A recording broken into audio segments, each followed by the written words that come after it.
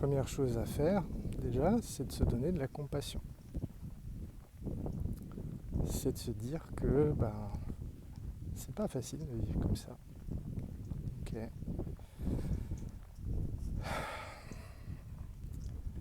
Ensuite, la bonne nouvelle, c'est on peut changer ça.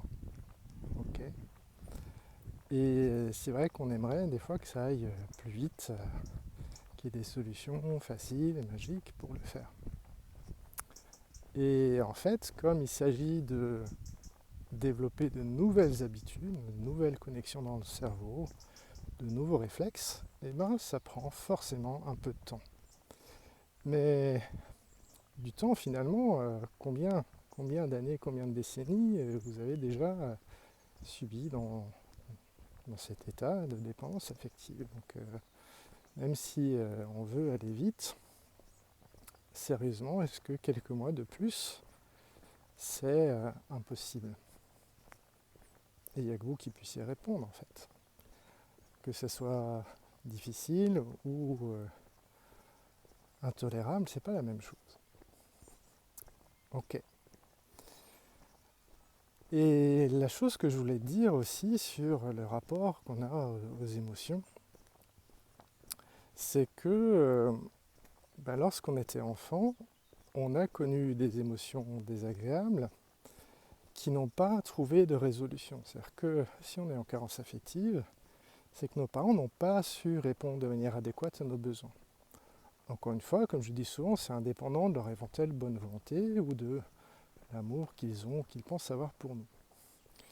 Donc, on a eu des émotions difficiles, de tristesse, de colère, d'impuissance, tout ce qu'on peut connaître quand nos besoins ne sont pas remplis correctement.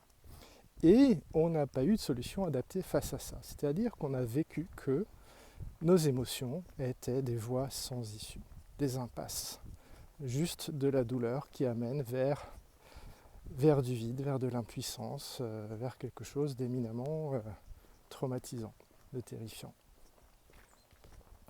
Et du coup, notre enfant intérieur, qui s'est construit à partir de ces expériences notamment, lui, il a retenu que l'émotion égale danger en fait.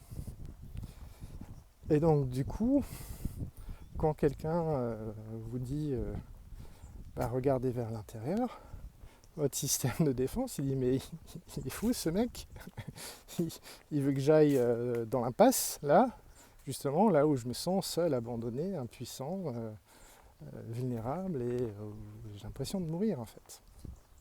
Ok.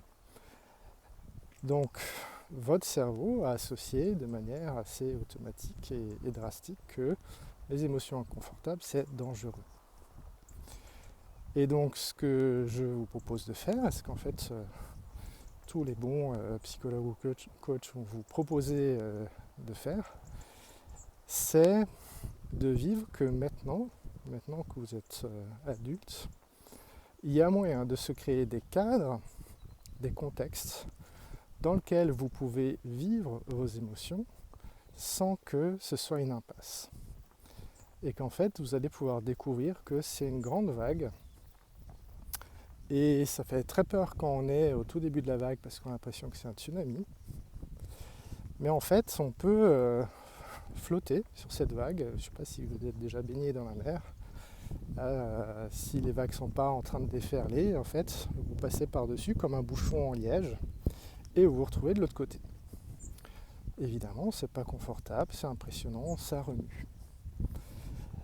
Et donc là, vraiment, une expérience clé, c'est de vivre qu'au lieu d'être des impasses et des choses dangereuses et menaçantes, que les émotions, ça peut se traverser comme des vagues et d'une certaine manière qu'on peut apprendre à surfer. Alors pourquoi faire ce truc désagréable? Pourquoi diable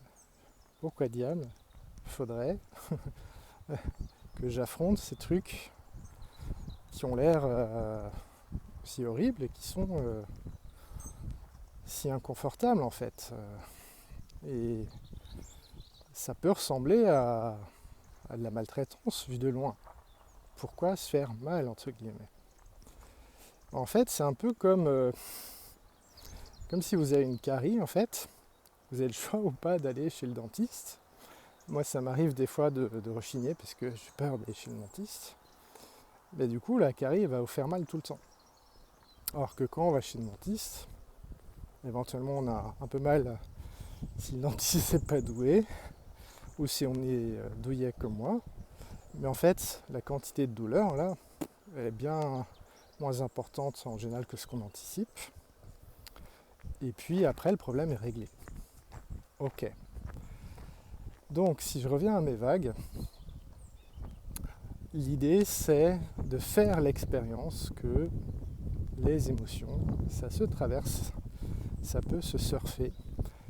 Et qu'est-ce qu'on gagne derrière ça? Pourquoi affronter ça? Ce qu'on gagne, c'est la connexion à nous et donc aux autres.